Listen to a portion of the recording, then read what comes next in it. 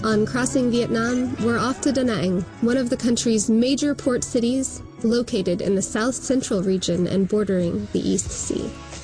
It is the fourth largest city in Vietnam and home to around 800,000 people. Some have posited that the name Danang derives from the Cham phrase, Danang, which means opening of the big river. This refers to the Han River, which, alongside the area's beaches and cultural features, has helped turn the city into both an industrial hub and a rising center for tourism. Add to that a complex history and close proximity to 3 cultural heritage sites. And you can imagine how, from the moment I landed, there seemed no shortage of things to do. When you enter the museum, you can buy a guidebook, or you can wait until there's a group of 5 and get a free, in-depth tour of the artifacts, which will run you around an hour. According to my guide, the artifacts date from the 7th to 15th centuries. All are part of the Champa people's cultural remains. Danang was once the cradle of Champa civilization, home to a people who worshipped Hindu gods and created sculptures out of bronze and sandstone. What remains of their past are symbols of fertility, life, and death, a scattered, partial history of the gods that were.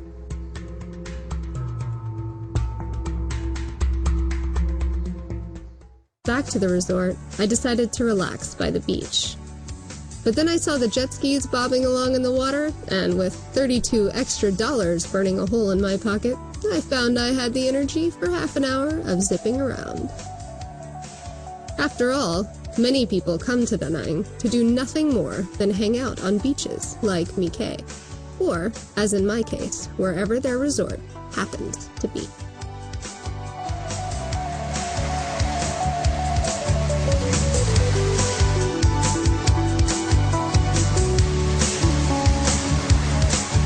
As the evening wears on and the sun sets, you can hop over to the hotel restaurant or club. You can go gambling or hit the gym, but since I'd had a long day, I decided for a quiet drink before heading up to bed.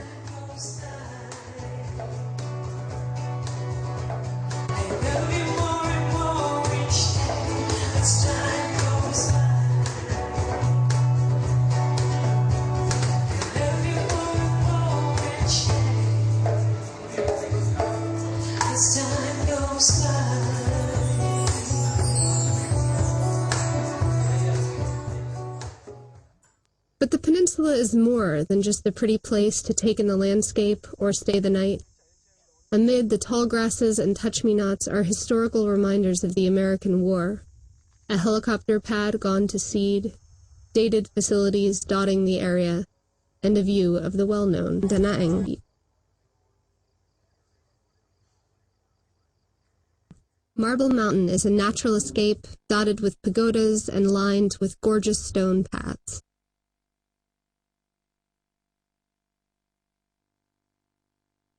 Five Elements, or Marble Mountain, is the symbol of Danang province. It consists of 5 crags, each of which symbolizes a different element: water, earth, fire, metal, and wood. Right now, I am walking on water, the main tourist area. Before you reach the top, you will run into the main 200 used to use marble from the mountain to carve sculpture. But now they're importing stone, so there'll be something to look at when your kids come to visit. Glad they caught on. Stone sculptors in the village seem to have broadened their horizons considerably, drawing from a number of different sculptural styles from the ancient to modern, and using many different materials and methods. Some of the pieces are quite large, but if you become enamored of something too big for your suitcase, they're happy to ship it to you. Butterflies and frogs, and it seems some monkeys as well.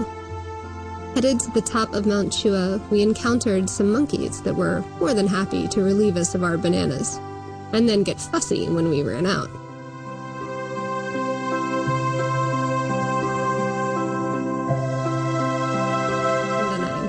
It's also a good place to stand and take in the breeze from high above the bay.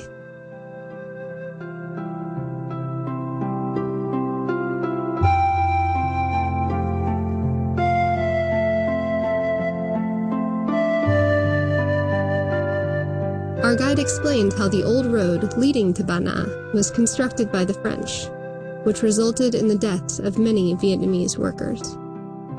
Bana has since constructed a shrine in their memory.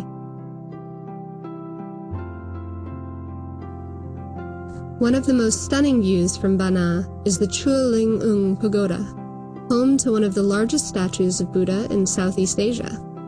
One of the head monks showed me the reliefs on the statue's base and told me the legend of Buddha, before eating choco pies, drinking tea, and showing me around the place.